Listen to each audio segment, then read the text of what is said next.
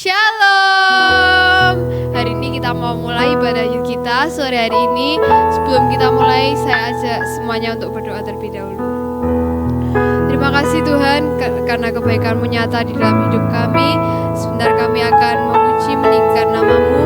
Kami akan ibadah yud ya Tuhan. Engkau berkati ibadah ini dari awal, pertengahan hingga akhirnya ya Tuhan. Di dalam nama Tuhan Yesus kami sudah berdoa. Haleluya.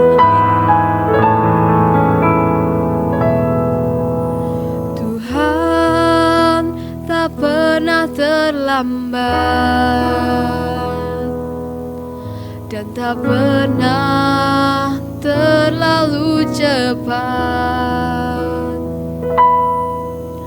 Tuhan selalu tepat waktu dan tak pernah Dia ingkar janji. Kuasa-Mu sungguh tak terbatas, keajaiban-Mu tiada batas, kasih-Mu tak terselami. Aku kan bersandar dan mengandalkan-Mu, Yesus. Keajaiban-Mu tiada batas, kejayaan-Mu tiada batas. Sebab bagi-Mu Tuhan tiada yang mustahil.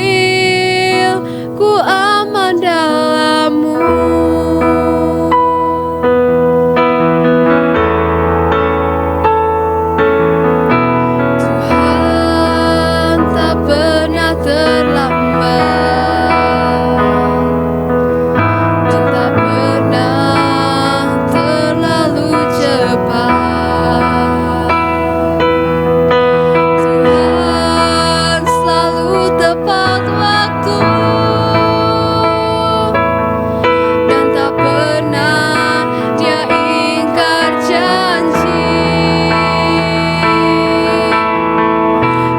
Kuasa-Mu sungguh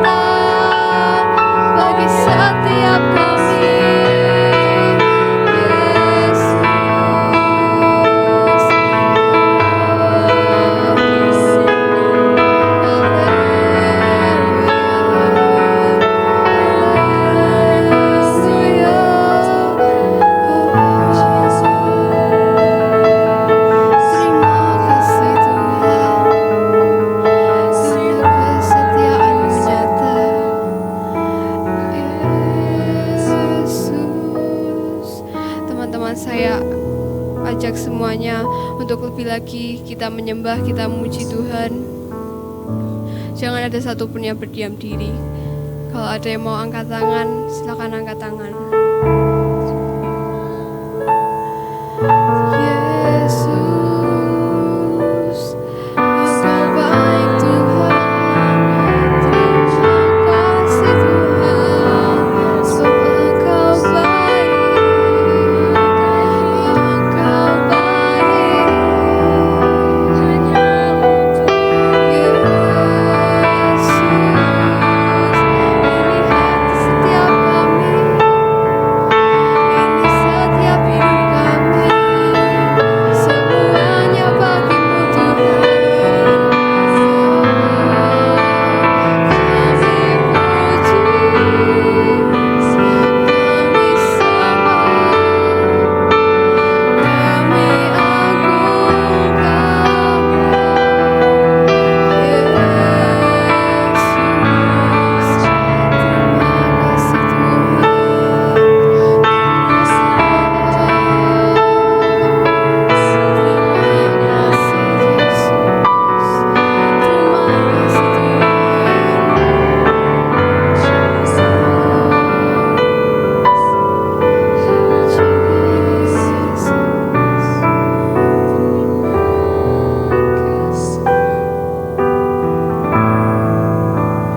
Here I am to worship, here I am to bow down, here I am to say that you're my God.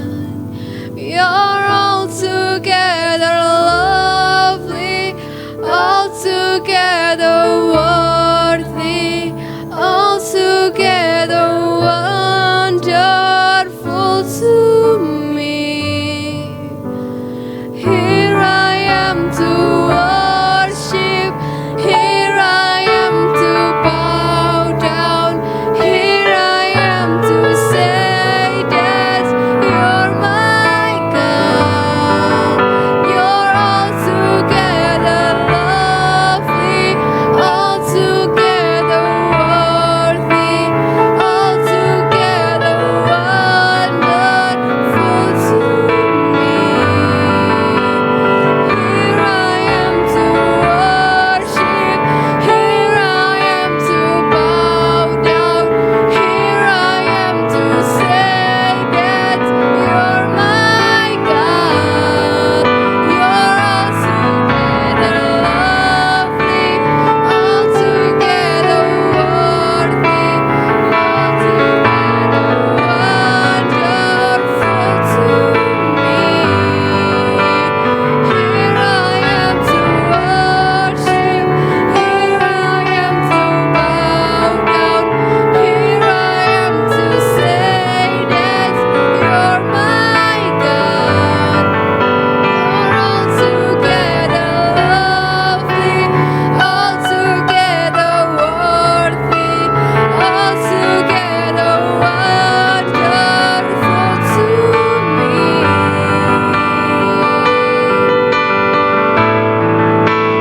Here I am to worship, here I am to bow down, here I am to say that you're my God. You're altogether lovely, altogether worthy, altogether wonderful to me. Altogether wonderful to me. You're altogether wonderful to me.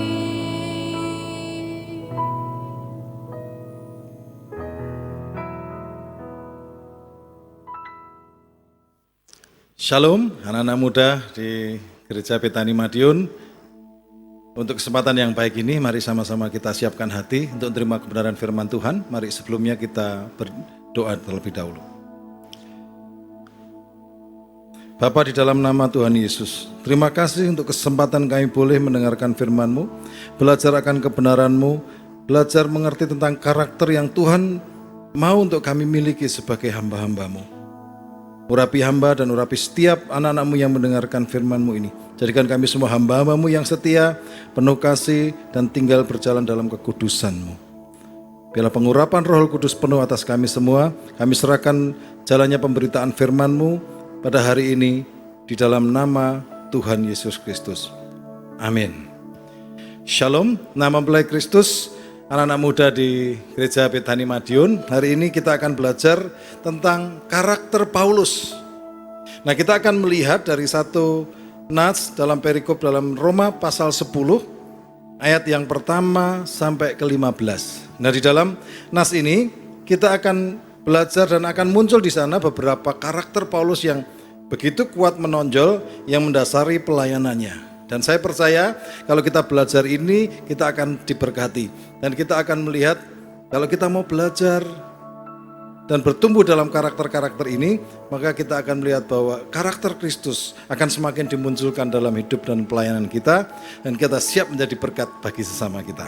Nah, sebelumnya mari kita baca terlebih dahulu dari Roma pasal 10 ayat yang pertama sampai ke-3 dulu. Roma pasal 10 ayat yang pertama sampai ke-3, demikian firman Tuhan. Saudara-saudara, keinginan hatiku dan doaku kepada Tuhan ialah supaya mereka diselamatkan. Sebab aku dapat memberi kesaksian tentang mereka, bahwa mereka sungguh-sungguh giat untuk Allah, tetapi tanpa pengertian yang benar. Sebab oleh karena mereka tidak mengenal kebenaran, dan oleh karena mereka berusaha untuk mendirikan kebenaran mereka sendiri, maka mereka tidak takluk kepada kebenaran Allah. Saudara, sampai di sini kita melihat ada satu statement yang disampaikan Paulus yang menggambarkan sikap hati dan karakter yang dia miliki. Di sini dikatakan, saudara-saudaraku, keinginan hatiku dan doaku kepada Tuhan ialah supaya mereka diselamatkan. Mereka ini siapa? Ini adalah orang-orang Yahudi, yaitu teman-teman sebangsa, saudara sebangsa dari Rasul Paulus sendiri. Rasul Paulus berdoa supaya mereka diselamatkan. Rasul Paulus sungguh punya hati bagi orang-orang Yahudi supaya mereka mengalami pengalaman yang sama dengan dia, berjumpa dengan Tuhan, mengalami perjumpaan secara pribadi, hatinya diubahkan untuk mengasihi Tuhan dan percaya kepada Yesus sebagai Tuhan dan Juru Selamatnya. Bahkan Rasul Paulus berkata, sebab aku memberi kesaksian tentang mereka bahwa mereka sungguh-sungguh giat untuk Allah, tetapi tanpa pengertian yang benar. Dia sebagai seorang anggota Sanhedrin, sebagai orang Farisi yang mengerti aturan hukum Taurat, Rasul Paulus hidup dengan penuh kedisiplinan untuk mengikuti semua aturan hukum Taurat. Oleh karena itu, dia mengerti persis bagaimana mereka bersungguh-sungguh untuk mencari Tuhan. Mereka sungguh-sungguh giat untuk Allah, tetapi tanpa pengertian yang benar. Oleh karena itu hatinya sedih, dia punya satu empati yang dalam. Nah, ini menggambarkan sikap hati Paulus untuk orang Yahudi yang menggambarkan bahwa dia mengasihi, dia menaruh rasa hormat, dan ini menggambarkan satu karakter orang yang selalu berpikir positif dengan orang lain. Rasul Paulus dalam pelayanannya dia dianiaya oleh orang Yahudi, seperti dahulu dia adalah penganiaya jemaat. Tetapi dalam pelayanannya, perjalanannya justru dia dianiaya oleh orang Yahudi. Tapi dia tetap mengasihi, dia tetap berpikir positif, melihat bahwa mereka ini adalah orang-orang sebangsanya seperti dia dahulu, yang tadinya rindu untuk hidup giat, melakukan semua jalan-jalan Tuhan, perintah Tuhan. Tapi dengan pemahaman yang salah, mereka justru menganiaya jemaat. Inilah satu pikiran positif yang dimiliki oleh Paulus. Bagaimana pada saat dia sudah bertobat dan menerima Yesus sebagai Tuhan dan sebagai pemberita Injil, dia hidup sebagai pemberita Injil. Dia dipenuhi dengan sikap hati yang positif terhadap orang lain. Dia tidak melihat kekurangan orang lain.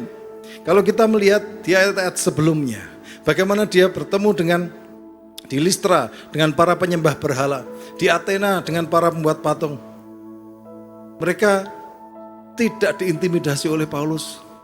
Paulus tidak mencela mereka, tetapi dia memberitakan keagungan Tuhan Sang Pencipta, memperkenalkan kepada mereka Sang Pencipta alam yang dia kenal di dalam nama Yesus. Rasul Paulus berpikir positif kepada mereka dan menjalin satu hubungan yang positif. Supaya apa? Supaya pintu Injil bisa terbuka. Nah saudara, satu hal yang pertama yang perlu kita pelajari hari ini adalah kita sebagai anak-anak Tuhan, sebagai pemuda, perlu memiliki pola pikir yang positif. Karakter dimulai dari pola pikir yang positif. Positif memandang diri sendiri, kemudian positif memandang orang lain. Kita harus punya citra diri yang baik, kita harus punya citra diri yang benar. Mungkin masa lalu kita mengalami banyak penolakan, mungkin kita mengalami banyak kekerasan, bahkan dari rumah tangga. Bahkan dari orang tua atau dari orang-orang yang kita kasihi, kita mengalami penolakan, tidak diterima, direndahkan, bahkan kekerasan, atau mungkin bahkan ada yang mengalami pelecehan. Tetapi di dalam Tuhan, pada saat kau dengarkan firman Tuhan ini, kau terima Yesus sebagai Tuhan dan Juru Selamatmu, hidupmu sudah diubahkan. Engkau sudah berubah menjadi ciptaan yang baru. Yang lama sudah berlalu. Kristus, rohnya tinggal dalam hidupmu, Roh Kudus tinggal dalam hidupmu. Dan mengubah engkau menjadi satu ciptaan yang baru, yang berharga, mulia di pemandangan Tuhan. Engkau bukan lagi orang yang tertolak. Dunia boleh menolak engkau, orang tuamu, saudaramu, atau siapapun boleh menolak engkau. Tapi Yesus tetap menerimamu. Oleh karena itu berpikirlah positif mulai dari dirimu sendiri. Percaya bahwa engkau adalah orang yang diterima Tuhan dan dikasihi Tuhan.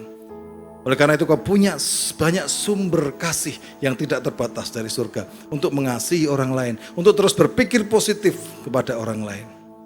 Pada saat kita sudah berdamai dengan diri kita, berdamai dengan hati kita dan hidup kita, maka kita akan bisa menyalurkan kasih Allah yang positif itu kepada orang lain. Kita bisa berpikir positif pada orang lain.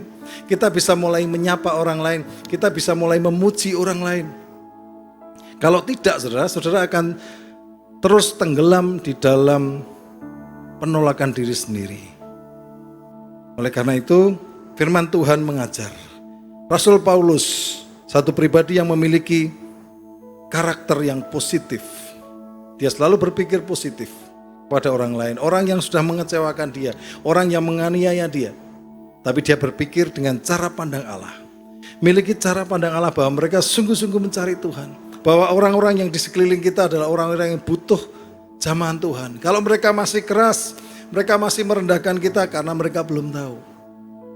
Tugas kita adalah positif kepada mereka supaya mereka mulai terbuka hatinya untuk mendengar apa yang kita sampaikan, berita tentang kebenaran itu.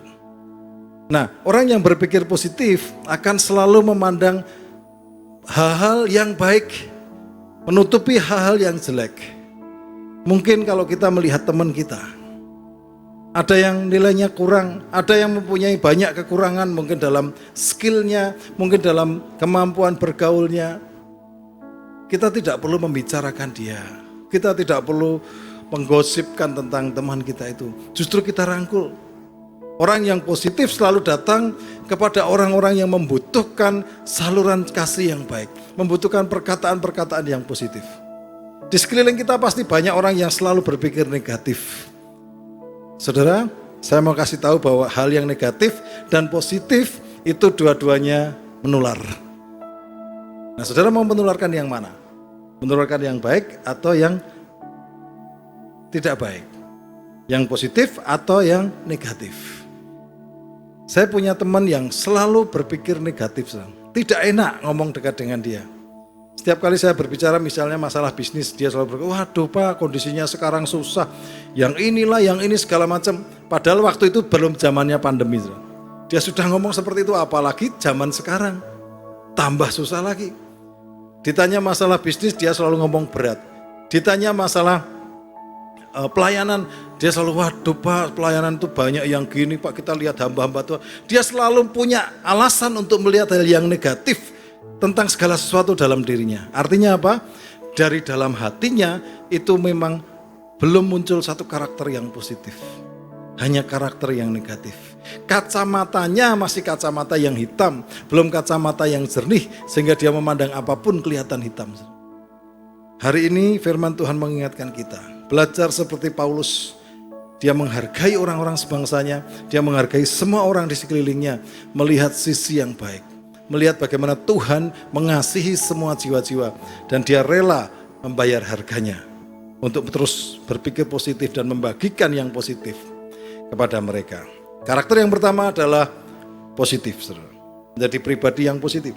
Nah, yang kedua kita akan baca dari Roma 10 ayat yang keempat sampai ke-12.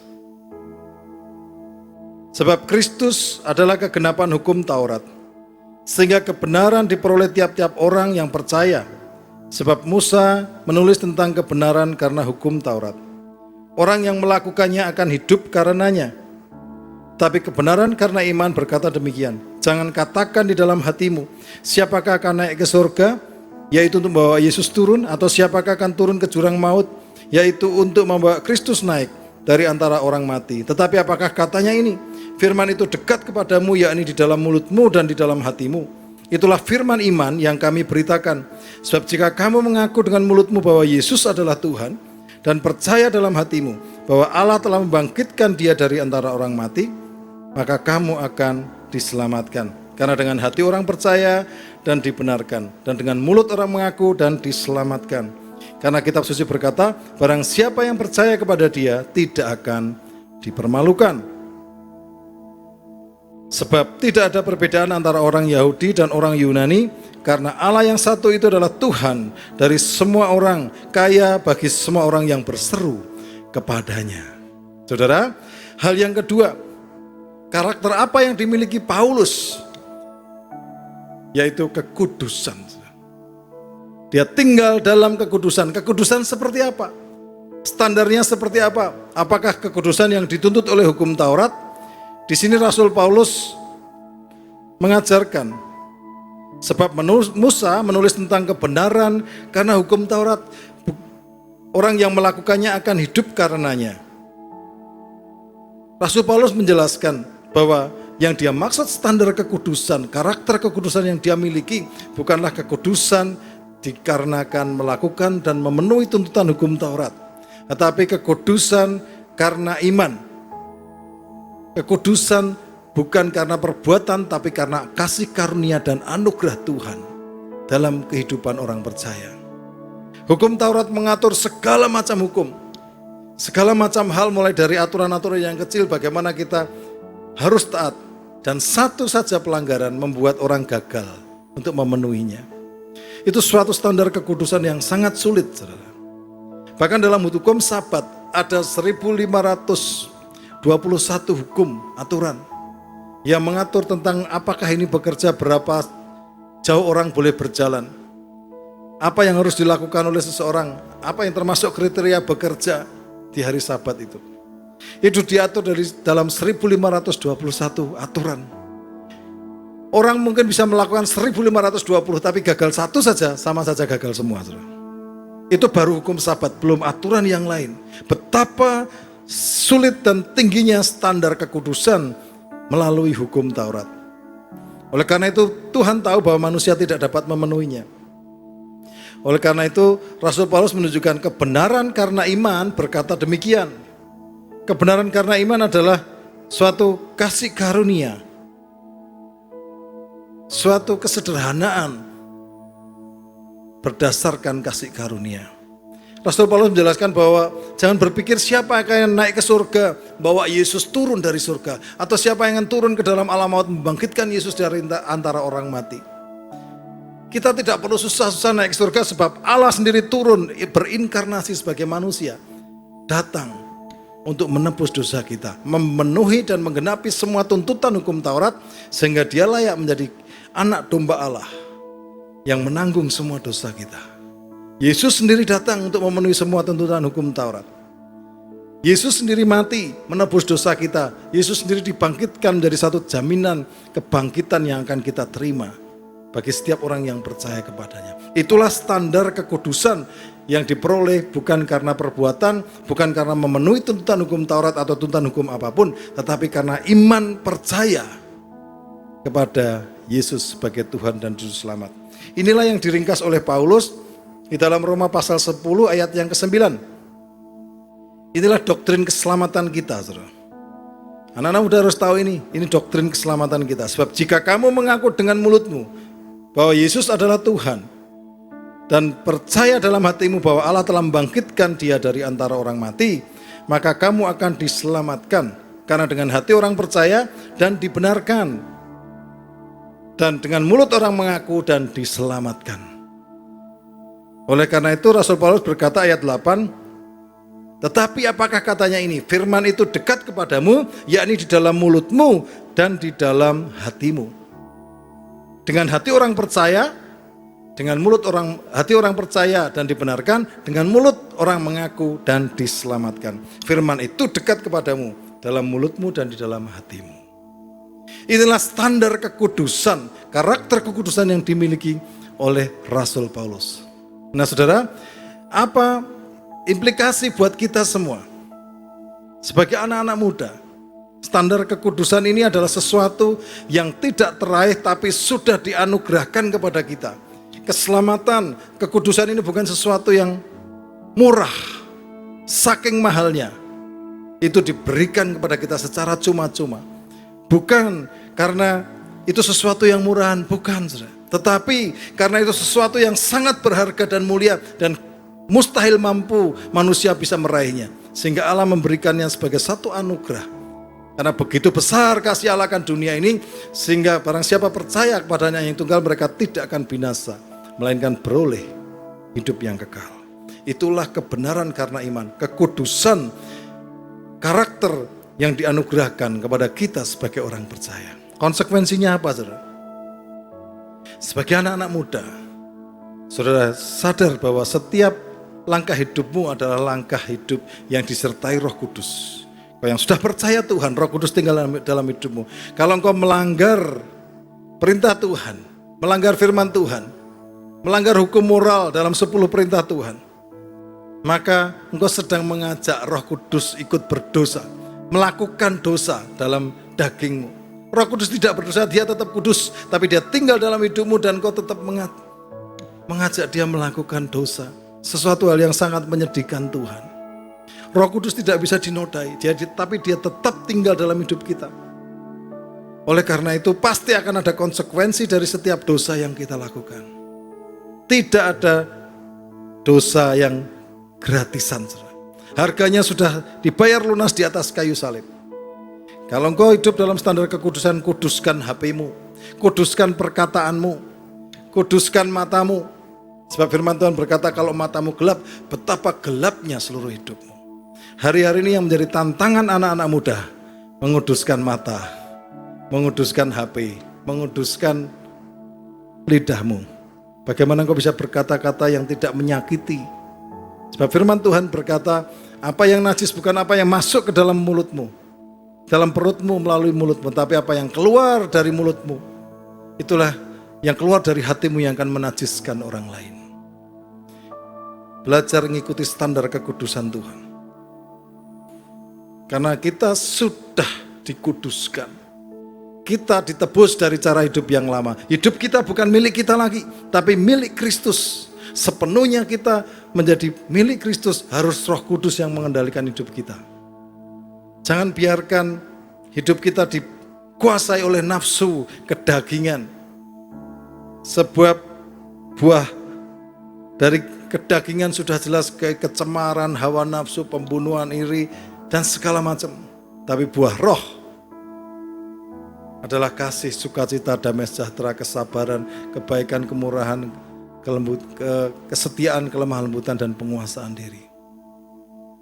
Saudara, ada satu standar yang sudah Tuhan kasih. Kalau kita melakukan yang tidak benar, pasti ada akibat yang harus dialami dan ditanggung oleh daging kita. Saya sering beri contoh, kalau seseorang anak muda jatuh dalam pergaulan bebas, sampai pacarnya hamil, kemudian dia akan menggugurkannya. Perasaan berdosa itu akan terus menghantui dia seumur hidupnya.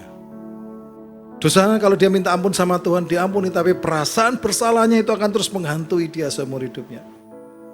Kalau dia sampai hamil dan tetap dilahirkan, maka meskipun dia minta ampun sama Tuhan, diampuni, tapi dia tetap harus menanggung konsekuensi. Anak yang dilahirkan menanggung rasa malunya, bertanggung jawab, mencukupi biaya kehidupannya dan sebagainya. Akan ada banyak masalah di kemudian hari. Saudara menipu akan menanggung akibat dari penipuan saudara. Tidak ada satupun dosa yang tidak ada akibatnya. Semua ada akibatnya, saudara. Ketidakkudusan mendatangkan satu akibat yang serius dalam kehidupan kita sebagai orang percaya yang sudah dikuduskan. Mari ikuti standar ini sebagai anak-anak muda. Kita akan melihat yang terakhir, karakter Paulus yang terakhir. Yang pertama tadi adalah satu karakter pola pikir yang positif. Pribadi yang positif, yang kedua kekudusan, dan yang ketiga yang terakhir. Ayat yang ke-13 sampai 15. Sebab barang siapa yang berseru kepada nama Tuhan akan diselamatkan. Tetapi bagaimana mereka dapat berseru kepadanya jika mereka tidak percaya kepada Dia? Bagaimana mereka dapat percaya kepada Dia jika mereka tidak mendengar tentang Dia? Bagaimana mereka mendengar tentang Dia jika tidak ada yang memberitakannya? Dan bagaimana mereka dapat memberitakannya jika mereka tidak diutus? Seperti ada tertulis betapa indahnya kedatangan mereka yang membawa kabar baik. Nah, ayat ini berbicara tentang karakter Paulus yang ketiga, yaitu penuh kasih. Hati yang dipenuhi belas kasihan kepada jiwa-jiwa.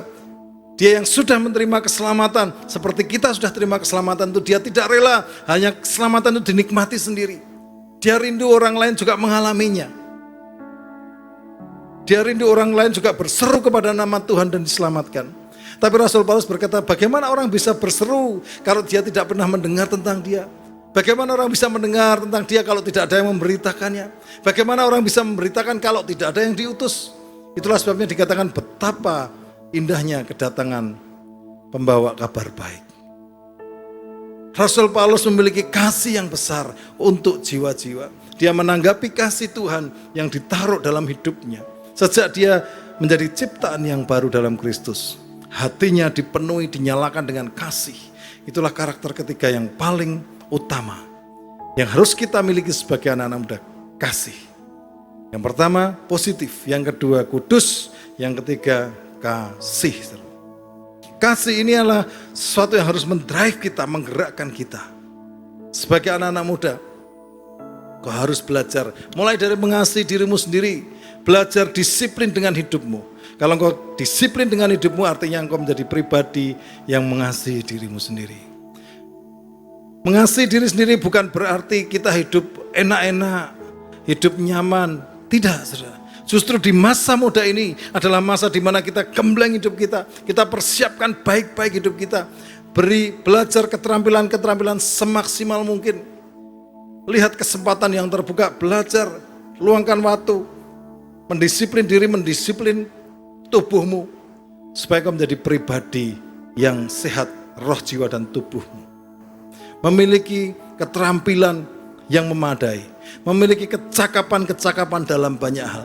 Dan tentunya itu bukan berarti mengasihi dengan cara yang santai. No, saudara. Kau harus bayar harga. Kau harus luangkan waktu untuk belajar. Kalau hari ini kau mengasihi jiwa-jiwa, ada satu jalan. Kau bisa melayani melalui multimedia. Kepada dunia ini, kepada anak-anak muda dimanapun mereka berada. Tetapi engkau harus bayar harganya, engkau belajar multimedia. Engkau belajar membuat satu video yang bagus, animasi-animasi yang menarik. Engkau belajar mempersiapkan semuanya itu, dan tentunya itu bukan sesuatu hal yang mudah. Butuh belajar, butuh meluangkan waktu, mengorbankan banyak hal, kesenangan-kesenangan. Itulah mengasihi diri yang baik. Kalau engkau mempersiapkan dirimu dengan baik, maka kau akan melihat bagaimana Yesus selama 30 tahun sebelum pelayanannya, dia belajar sungguh-sungguh, belajar Taurat. Dia belajar sehingga dia menjadi seorang rabi. Tepat selesai sekolahnya dia menjadi seorang rabi yang diakui, seorang guru yang diterima dan didengarkan pengajarannya. Kalau Yesus tidak belajar, dia tidak mempersiapkan masa mudanya, apa jadinya? Jadi kasih itu membentuk suatu kedisiplinan. Karakter yang kasih kepada orang lain harus dimulai kasih kepada dirimu sendiri. Dengan cara menggembleng diri baik-baik, mempersiapkan diri baik-baik. Dan mulai belajar menyalurkan kasih. Melalui apa, saudara? Mengajak orang lain untuk menerima lawatan Tuhan. Belajar ngajak orang lain untuk nyembah Tuhan. Nah, saudara, saya mau akhiri perenungan kita siang hari ini dengan satu kesaksian dari anak saya, bagaimana dia semasa SMA, dia belajar membagikan kasih ini.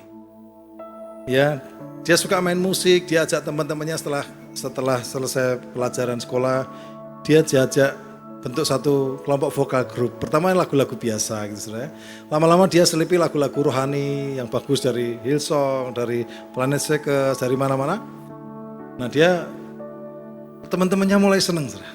Nah dari sana akhirnya orang-orang mulai suka menyembah Tuhan. Mereka punya satu grup Fire of God. Anak-anak muda anak-anak SMA yang daripada mereka keluar, mereka luangkan waktu nyembah Tuhan. Dan ternyata dari sana dimulailah lawatan Tuhan. Banyak orang yang menerima Tuhan Yesus dan percaya pada Tuhan hanya karena apa? Menikmati penyembahan di momen-momen itu. Saudara. Ini adalah salah satu wujud anak muda yang mengerti bagaimana menggagikan kasih bagi sesamanya.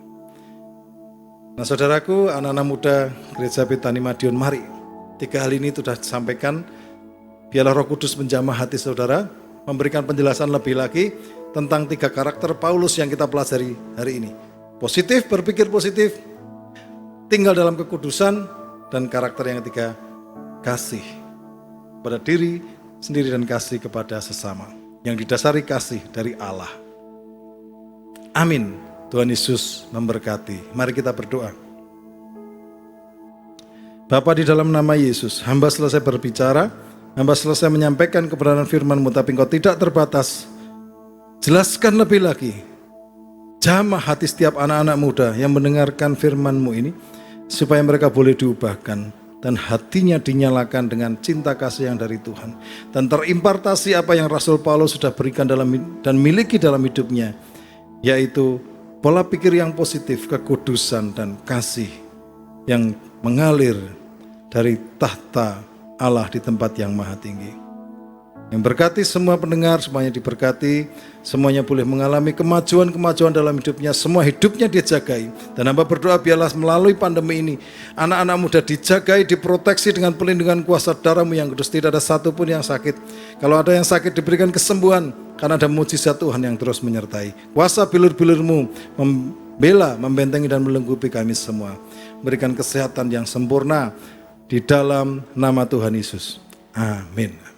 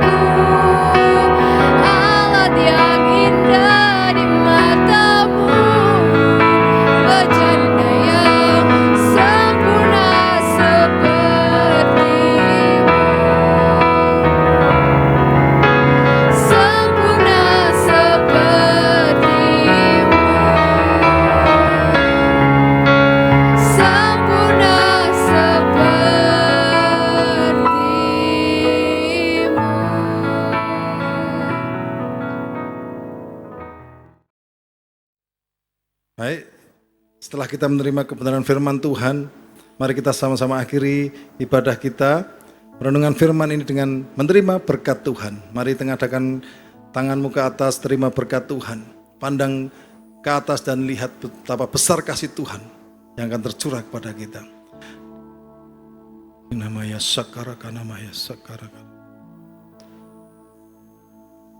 Terimalah berkat dalam nama Bapa, Putra, dan Roh Kudus, di dalam nama Tuhan Yesus yang akan menyertai hidupmu, menjadi hidup yang dipenuhi dengan karakter yang positif, kekudusan, dan kelimpahan kasih di dalam Tuhan Dalam nama Tuhan Yesus, terima berkat ini menjadi penyertaan-Mu sampai selama-lamanya. Amin. Tuhan Yesus memberkati.